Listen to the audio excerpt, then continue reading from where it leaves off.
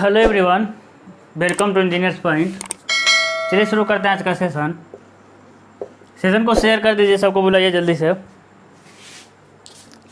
Question है आपका, estimating casting and valuation का हम कहाँ तक कर चुके थे। हाँ चलिए, क्वेश्चन है चालू संपत्तियों से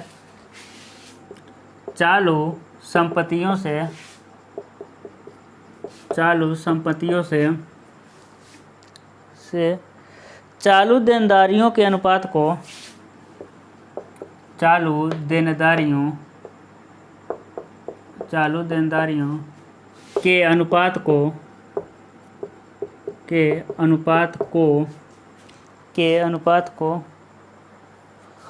कहा जाता है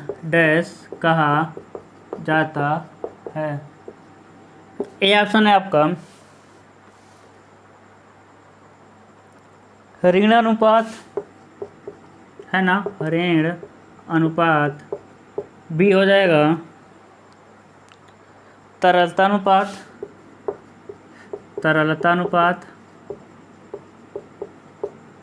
सी और डी, बताइए क्या होगा। सी हो जाएगा आपका चालू अनुपात। चालू मतलब समझ रहे हैं, चालू मतलब चलाक वाला चालू नहीं, चालू मतलब करंट में है ना, प्रेजेंट टाइम में चल रहा है ना, वो हो गया आपका चालू। चलाक वाला चालू नहीं, है ना। ऑल ऑफ एबव यानी ऊपर के सभी। बताइए क्या होगा। कह रहा है the ratio of current asset to current liabilities, है ना। करंट असेट और करंट लेबिलिटीज यानी जो वर्तमान में संपत्ति से वर्तमान में देनदारियों के अनुपात को क्या कहा जाएगा। बताइए option A B C D के बीच बताइए क्या होता है आपका। करंट रेशियो, है ना। करंट एसेट और करंट लेबिलिटीज के रेशियो को क्या कहेंगे हम लोग, करंट रेशियो, चालू अनुपात। आसान क्वेश्चन है ना। ये क्या है आपका, आसान क्वेश्चन है। अगला देखते हैं। अगला क्वेश्चन आप बताएंगे। अगला क्वेश्चन कह रहा है, अच्छा क्वेश्चन है, मूल्यांकन में उस विधि की पहचान करें। ये देखिए वर्बली हम नहीं पूछ सकते, है ना। मूल्यांकन में उस विधि की पहचान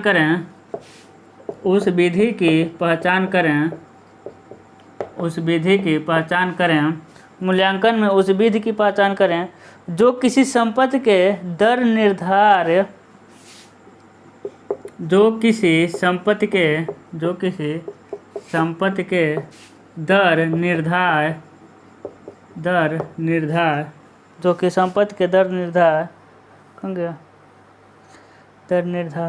मूल्य का आकलन करने के लिए उपयोग नहीं की जाती है। मूल्य का आकलन करने के लिए उपयोग नहीं की जाती है ना। कहने का मतलब है, कह रहा है कि उस विधि को बताइए जो वैल्यूएशन करने में यूज नहीं करते, है ना। पहला है प्रॉफिट बेस्ड मेथड, लाभ आधारित विधि। क्या हो जाएगा आपका, लाभ आधारित विधि, ठीक है। बी हो जाएगा आपका परिशोधन विधि, ठीक है। सी हो जाएगा आपका किराया विधि, पूंजी मूल्य विधि।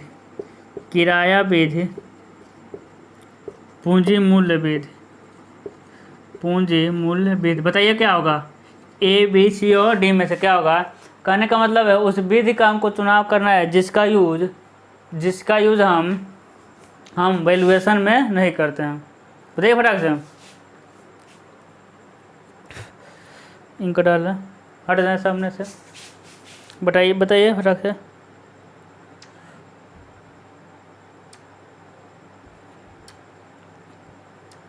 क्या होगा।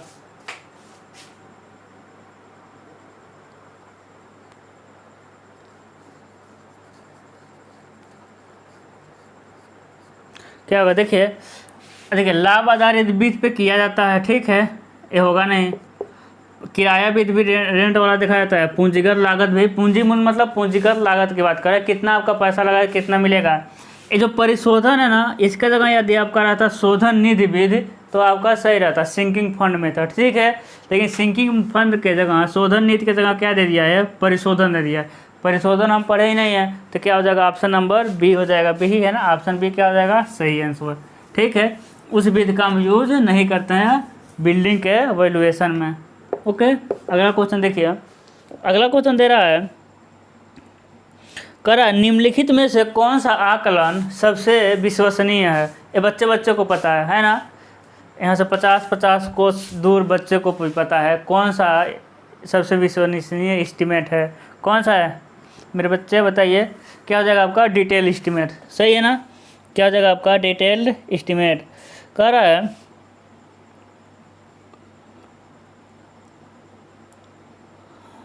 हाँ, अगला कह रहा है, जब कार्य मदों की मात्राओं का निर्धारण कठिन, जब, बहुत बड़ा क्वेश्चन है, जब कार्य मदों की मात्राओं, जब कार्य मदों की मात्राओं का निर्धारण कठिन होता है, का निर्धारण कठिन होता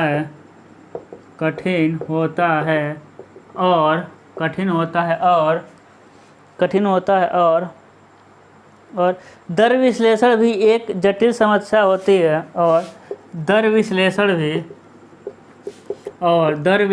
भी एक कठिन समस्या होती है, दर विश्लेषण भी एक कठिन समस्या होती है। लेकिन फिर भी ठेकेदार काम लेने का इच्छुक होता है, लेकिन फिर भी ठेकेदार काम लेने के इच्छुक होता है, लेकिन फिर भी ठेकेदार काम लेने का इच्छुक होता है, तो इसके लिए सर्वाधिक उपयुक्त अनुबंध प्रकार कौन सा है। तो इसके लिए सर्वाधिक उपयुक्त अनुबंध प्रकार कौन सा है। ये हो जाएगा आपका लंप सम्प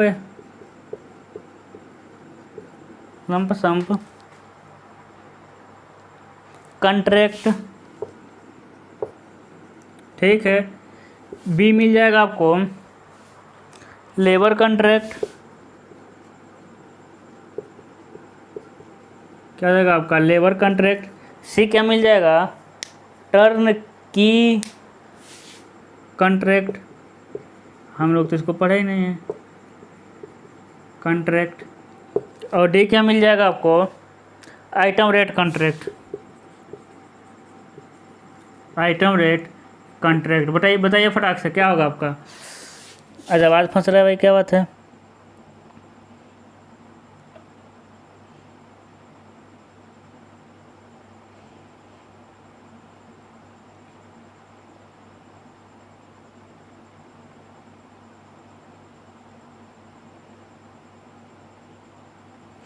क्या होगा, इसे कहते हैं हम लोग लंप सम कॉन्ट्रैक्ट। इसे क्या कहते हैं हम लोग, एक मुश्त ठेका, है ना, एक ही बार में दो दिया जाता है, उसे क्या कहेंगे हम लोग, एक मुश्त ठेका, ठीक है। आगे बढ़ें,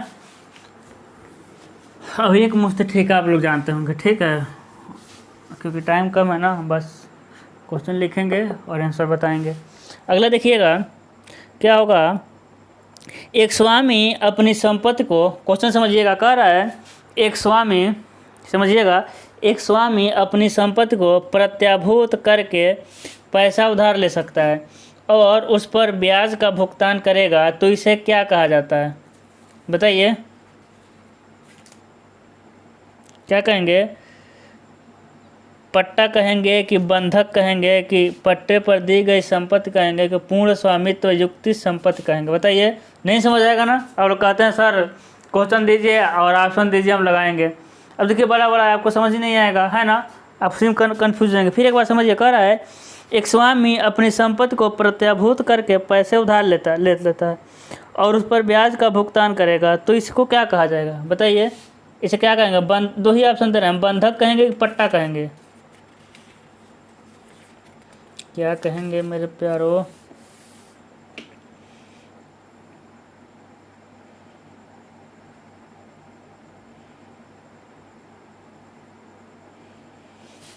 क्या कहेंगे? इसे हम बंधक कहेंगे। यानी मेरे पास क्या है, मार्कर है, इस मार्कर को आपके पास क्या कर देंगे, रख देंगे। ठीक है, आपसे कुछ हम 20 रुपये 25 रुपये का मिलता है, रेट कम नहीं करना है।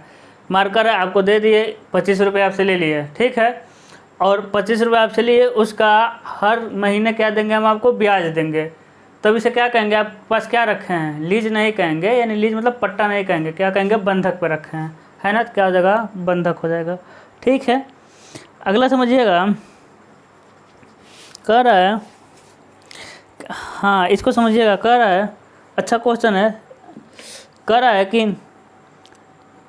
मूल एस्टीमेट में कितने से अधिक होने पर संशोधित मूल्य तैयार किया जाता है। बताइए, मूल एस्टीमेट में कितने प्रतिशत से अधिक संशोधित होने पर, यानी कितने परसेंट से अधिक चेंजिंग आ जाता है तो हम संशोधित एस्टीमेट तैयार करते हैं। तो टोटल लागत का, टोटल कास्ट का कितना आ जाए, सिर्फ 10%। टोटल कास्ट का 5% आ जाए, और मटेरियल कास्ट का कितना आ जाएगा, 10%। ठीक है, यदि टोटल कास्ट का 10% मूल एस्टीमेट में चेंज होता है और मटेरियल कास्ट का 5%, ठीक है, मूल एस्टीमेट में चेंज होता है, तब इसके लिए हम रिवाइज एस्टीमेट बनाते हैं। आसान है, क्या बनाते हैं हम लोग, रिवाइज एस्टीमेट बनाते हैं, है ना। अगला क्या कर रहा है, समझिएगा, किसी विशिष्ट वर्ष में किसी संपत्ति का मूल्य निर्धारण उसकी मूल लागत में से पिछले वर्ष तक का मूल्यह्रास की लागत को घटाकर किया जाता है। इसे क्या कहते हैं, book value, market value, capitalised value या फिर सेलिंग वैल्यू। समझिएगा, किसी विशिष्ट वर्ष में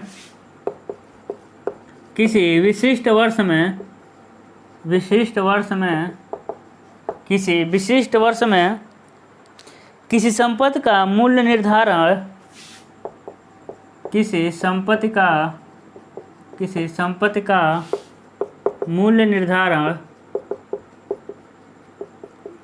संपत्ति का मूल्य निर्धारण उसकी मूल लागत में से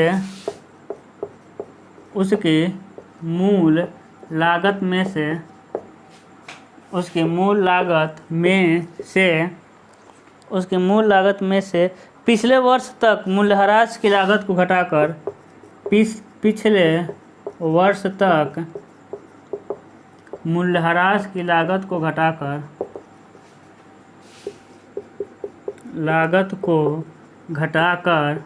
मूल्यह्रास की लागत को घटाकर ज्ञात किया जाता है। क्या कहलाता है, ये हो जाएगा आपका बुक वैल्यू, बी क्या हो जाएगा, मार्केट वैल्यू, सी क्या हो जाएगा आपका कास्ट, और डी क्या हो जाएगा आपका कैपिटल कास्ट। बताइए क्या होगा, सबको पता है ना, बुक वैल्यू कहते हैं। बुक वैल्यू इक्वल टू क्या होता है, बुक वैल्यू इक्वल टू हो जाएगा आपका ओरिजिनल कास्ट माइनस डिप्रिसिएशन, है ना, यानी मूल्यह्रास जिस वर्ष तक हमको चाहिए।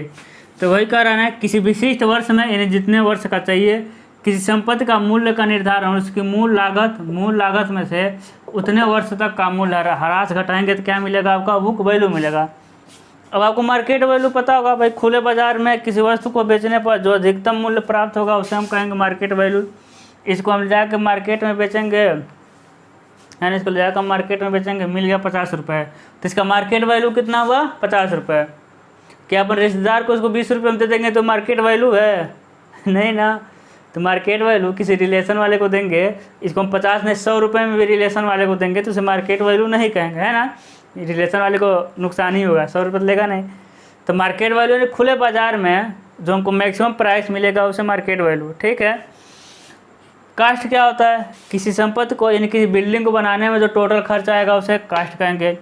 उस बिल्डिंग के खर्चे के साथ साथ उस ज़मीन का भी कास्ट जोड़ देंगे तो उसे कहेंगे हम लोग कैपिटल कास्ट, यानी पूंजीगत लागत। ठीक है, आसान सा टॉपिक है। अगला समझिएगा क्वेश्चन। अगला क्वेश्चन कह रहा है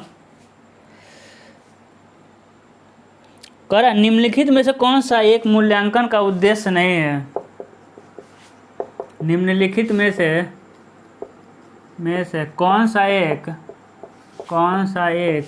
मूल्यांकन का उद्देश्य नहीं है। और जितने लोग ये वीडियो देख रहे हैं, आपको 3 काम करना है। सबसे थर्ड काम ये करना है तीसरा काम ये करना है आपको कि जो नए हैं ना वो 1000 वाले MCQ सीरीज ज़रूर देख लेंगे, क्योंकि इसमें हम वही क्वेश्चन कराए हैं जो उसमें हम क्वेश्चन नहीं कराएं, क्योंकि वो वाला सबसे इजी पोर्शन है, तो उसको ज़रूर देख लेंगे।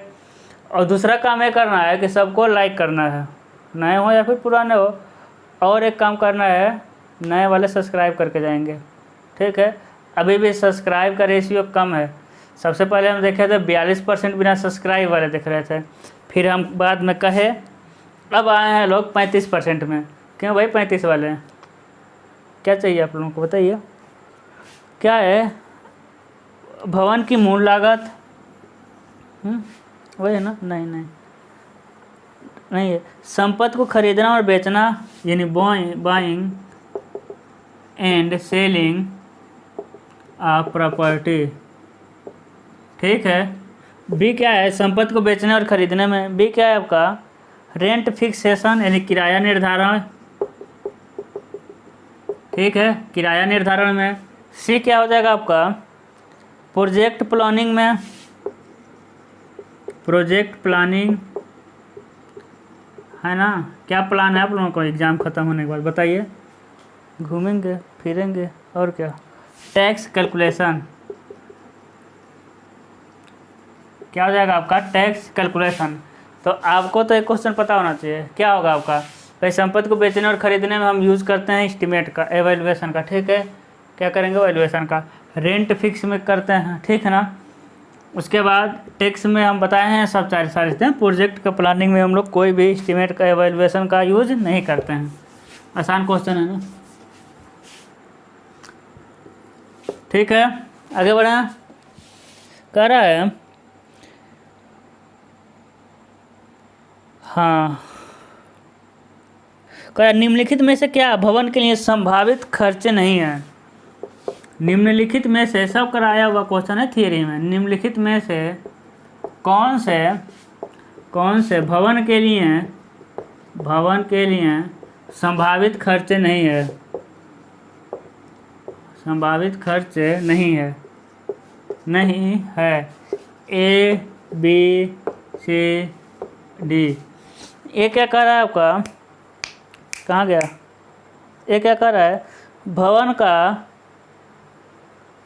स्क्रैप मूल्य, ख़त्म करते हैं, स्क्रैप वैल्यू।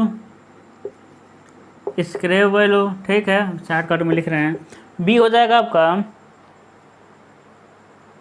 Scrap value. कहाँ गया यार? हाँ, भवन की मरम्मत।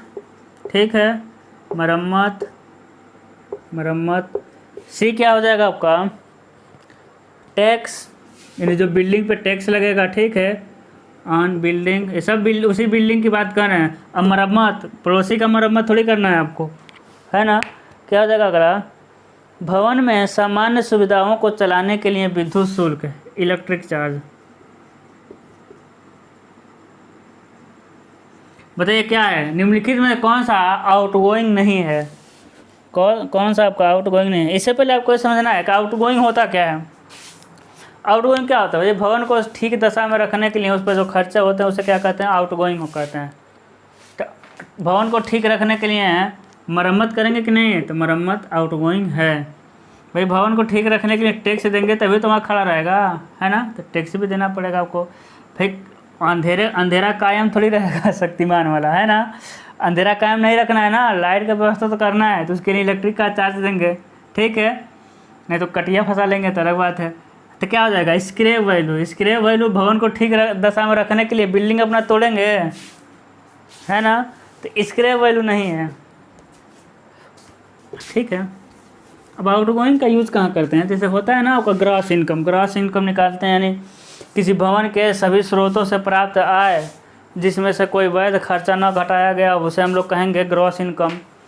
नेट इनकम यानी ग्रॉस इनकम में से जो संभावित खर्चा घटा देंगे उसे हम कहेंगे नेट इनकम। ओके, आगे चलें। सेशन को शेयर किया कि नहीं? अगला कह रहा है आपका, किसी काम की वास्तविक लागत जानी जाती है। किसी काम की वास्तविक लागत जानी जाती है। किसी काम की वास्तविक लागत जानी जाती है। ए आपका है कार्य पूर्ण होना। बी क्या हो जाएगा आपका? काम की शुरुआत, कार्य की शुरुआत।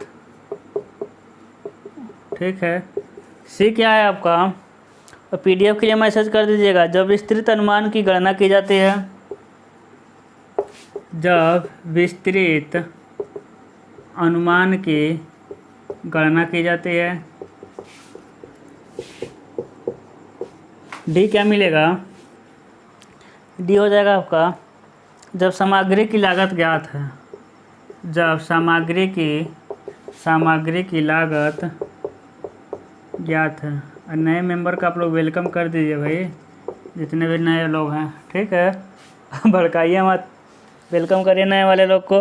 कह रहा है द एक्चुअल कास्ट, है ना, यानी कह रहा है किसी काम की वास्तविक लागत जानी जाती है। वास्तविक लागत कब जानी जाएगी? आप सोचिए एक बार।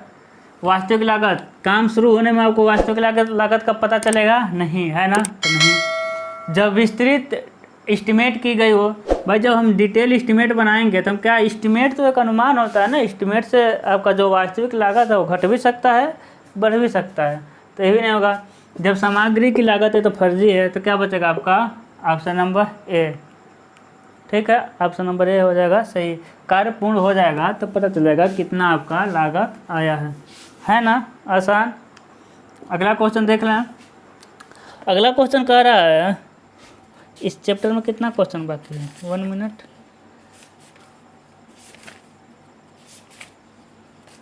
अच्छा खासा क्वेश्चन बाकी भी तो। कह रहा है स्थिर प्रतिशत विधि यह मानती है कि, चलिए अच्छा क्वेश्चन है। स्थिर प्रतिशत विधि यह मानती है कि स्थिर प्रतिशत विधि यह मानती है कि यह मानती है कि गुणता इसके मूल्य के स्थिर, गुणता इसके मूल्य के स्थिर,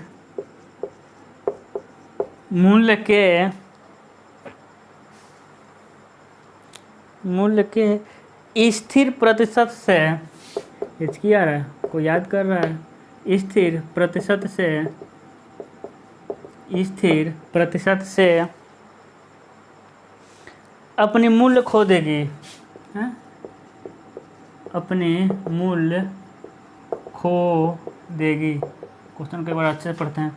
कह रहा है स्थिर प्रतिशत विधि यह मानती है कि गुणता इसके मूल्य के स्थिर प्रतिशत से अपने मूल्य खो देगी। प्रत्येक 1 वर्ष, ए हो जाएगा आपका प्रत्येक 1 वर्ष। बी हो जाएगा, बी क्या हो जाएगा? हर वर्ष के अंत में,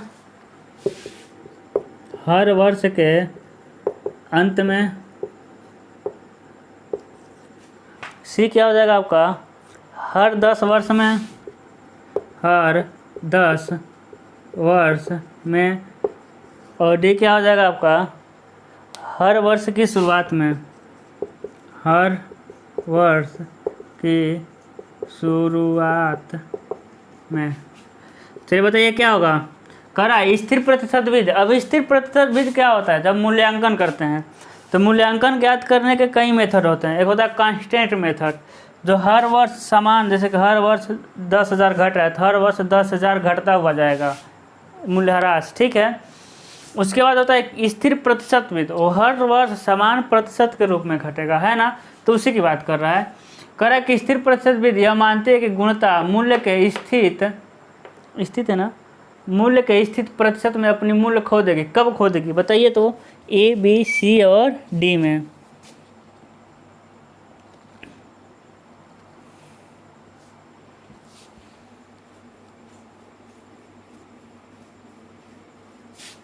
क्या जाएगा वह, हर 10 वर्ष में, हर वर्ष की शुरुआत में। मूल्य कब खोएगा आपका, हर वर्ष की शुरुआत में, है ना। तो मूल्यांकन करने के बताए थे ना, कई नियम होते हैं डिप्रिसिएशन निकालने के, जैसे कांस्टेंट विधि होता है, सीधी रेखा विधि होता है, स्ट्रेट लाइन मेथड होता है। स्ट्रेट लाइन मेथड में हम क्या मानते हैं कि प्रत्येक वर्ष मेरा पैसा समान घटेगा। एक होता है कांस्टेंट प्रतिशत मेथड, ये वही वाला था ना। एक सिंकिंग फंड भी तो आता है, शोधन निधि विधि, है ना, मूल्यह्रास ज्ञात करने की विधि। अगला क्वेश्चन है उपयोगिता काल के अंत में, ये सबको बताना है। कह रहा है उपयोगिता काल के अंत में भवन को बिना गिराए जो मूल्य प्राप्त होता है उसे क्या कहेंगे। भवन को बिना गिराए जो मूल्य प्राप्त होगा उसे हम क्या कहते हैं, बताइए। स्क्रैप वैल्यू नहीं, क्या कहते हैं हम लोग, सैल्वेज वैल्यू। ओके, क्या कहेंगे, सैल्वेज वैल्यू। और गिराने के बाद जो मिलेगा उसे हम लोग कहते हैं स्क्रैप वैल्यू, ठीक है ना, हो जाएगा आपका स्क्रैप वैल्यू। चलिए आगे चलते हैं। कह रहा है मूल्य निम्न में से मूल्यांकन का उद्देश्य नहीं है। क्वेश्चन है आपका, मूल्यांकन का उद्देश्य नहीं है। थियरी वाला पोर्शन जरूर देख लीजिएगा, उद्देश्य नहीं है, मूल्यांकन का उद्देश्य नहीं है। एक कह रहा है बंधक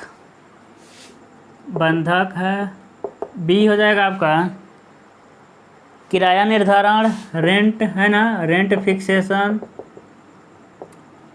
सी क्या हो जाएगा आपका ग्रॉस इनकम। डी हो जाएगा आपका टैक्स, है ना, टैक्स का निर्धारण। बताइए ABCD लिखिए, फटाक से ABCD लिखिए, अभी पीछे आया था क्वेश्चन, है ना।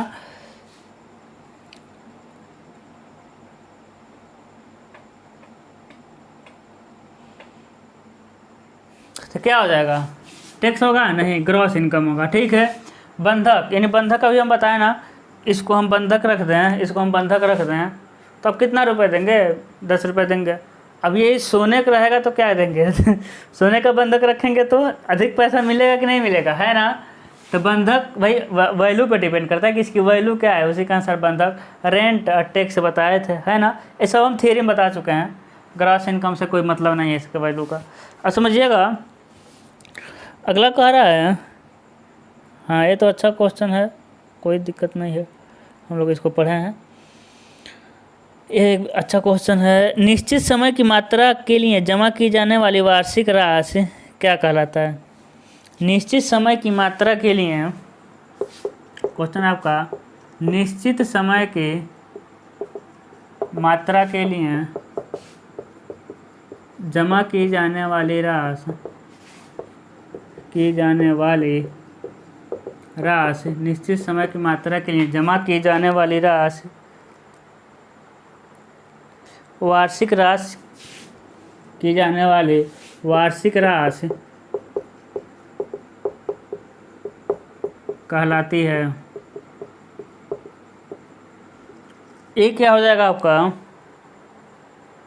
ये हो जाएगा वार्षिकी। बी हो जाएगा आपका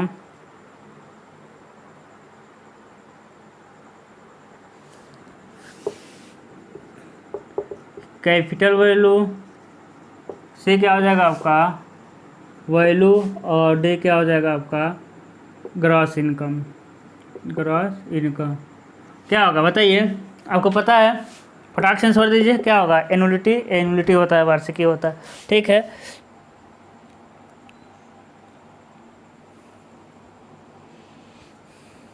क्या हो जाएगा आपका वार्षिकी होगा, है ना। निश्चित समय की मात्रा के लिए जमा की जाने वाली राशि क्या कहलाता है। इसका एक और डेफिनेशन होता है वार्षिकी एन्युटी क्या होता है? किसी राशि का समयबद्ध किस्तों में भुगतान क्या कहलाता है? आपका एन्युटी, है ना।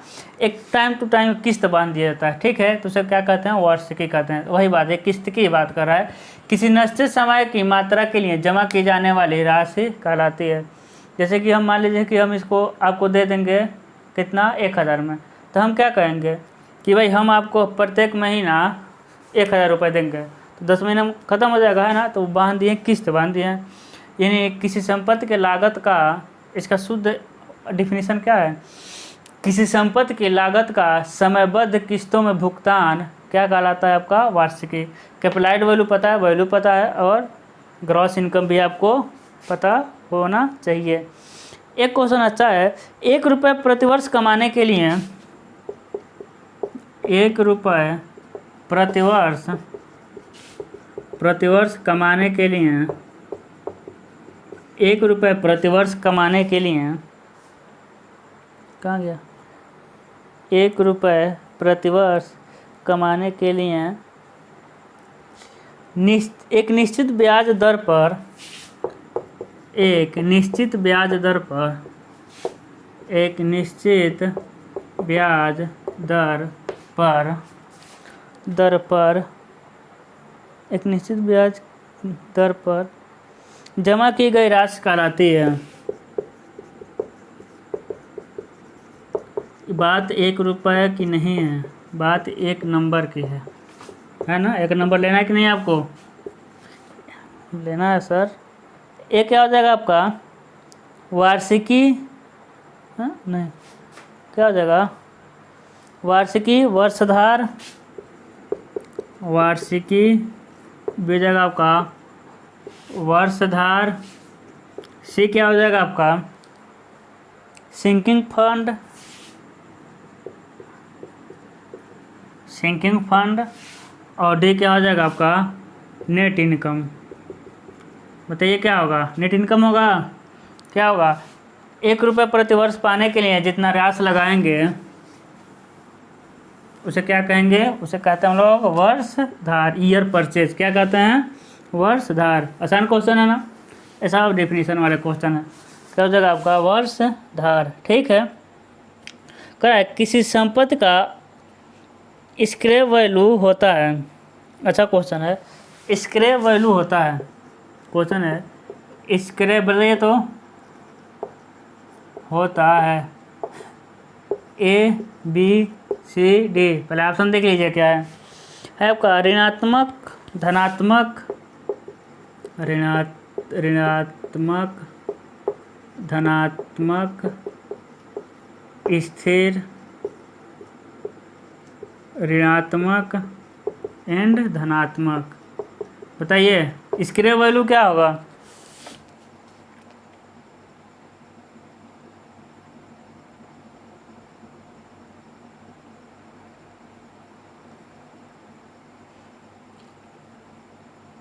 क्या होगा? क्या होगा आपका? धनात्मक और ऋणात्मक, ठीक है। कैसे? अब समझिएगा, ये आपके पास कोई बिल्डिंग है, हाँ भाई टेढ़ाई बिल्डिंग है मान लीजिए, है ना, कोई बिल्डिंग है। अब क्या होगा? अब इसको एक खराब हो चुका, अब इसमें जा नहीं सकते, इसको तोड़ेंगे, तोड़ने का रुपये लग गया 10,000।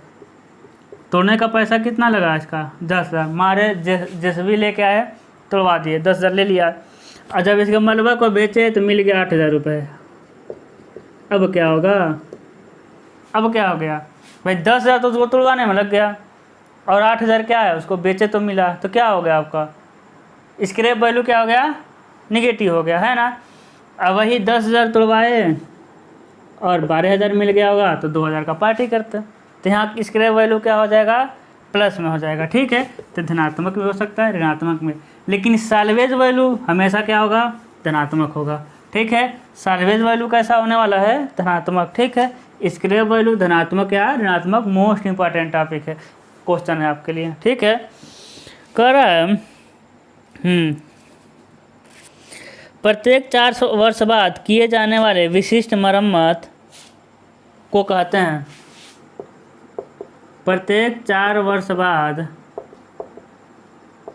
किए जाने वाले विशिष्ट मरम्मत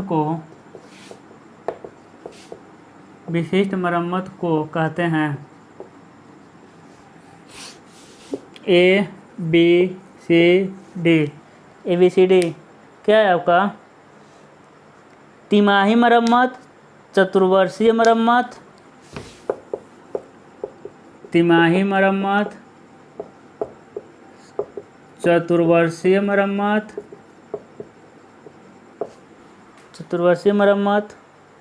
चतुर्षह मरम्मत, विशिष्ट मरम्मत। बताइए। चतुर्षह मरम्मत, विशिष्ट मरम्मत क्या होगा? बताइए फटाक से।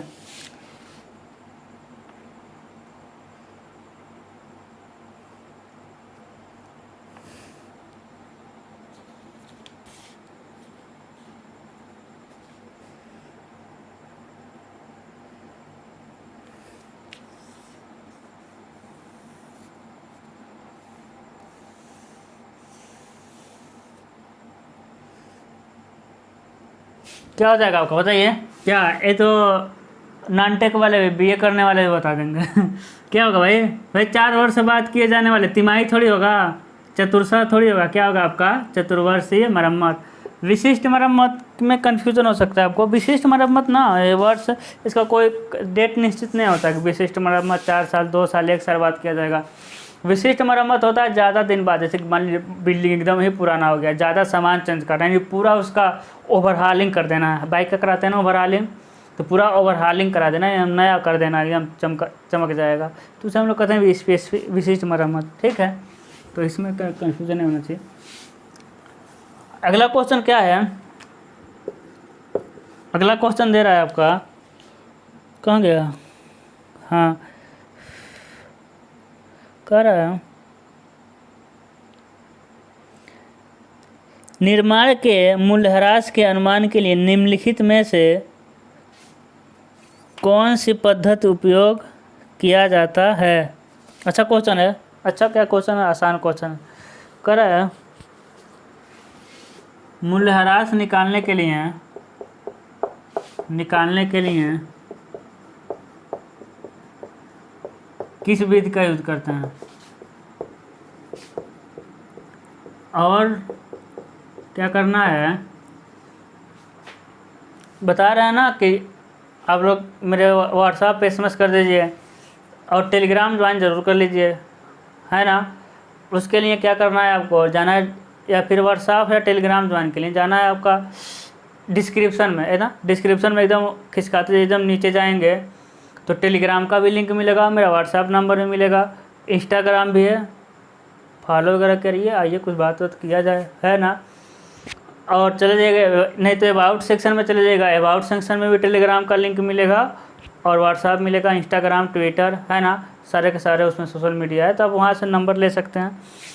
और टेलीग्राम में ज़रूर जुड़ जाइए, ठीक है, क्योंकि नोटिफिकेशन हम उसी में भेजते हैं, तुरंत आपका जैसे डाउनलोड होता है हम उसमें भेज देते हैं। और PDF तो हम टेलीग्राम में हम भेज ही नहीं पा रहे हैं, लेकिन उसमें ही जाएगा PDF। जैसे ही हम घर हैं ना, तो घर पे कोई हमको बताने वाला भी नहीं है, जैसे हम जाएंगे ऑफलाइन कोचिंग में ना, सब सही हो जाएगा। क्या है आपका? हाँ, कांस्टेंट परसेंटेज मेथड, ये हो जाएगा आपका constant percentage method.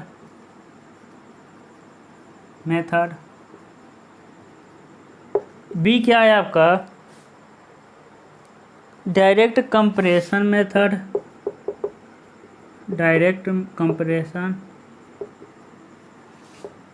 Method. C क्या हो जाएगा आपका? C क्या हो जाएगा?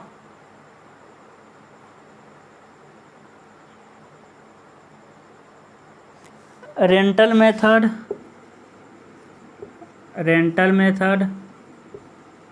और D हो जाएगा आपका ऑल ऑफ एवर, सभी है। बताइए तो मूल्यह्रास निकालने के कौन सा विधि है? बताइए, फटाक से बताइए।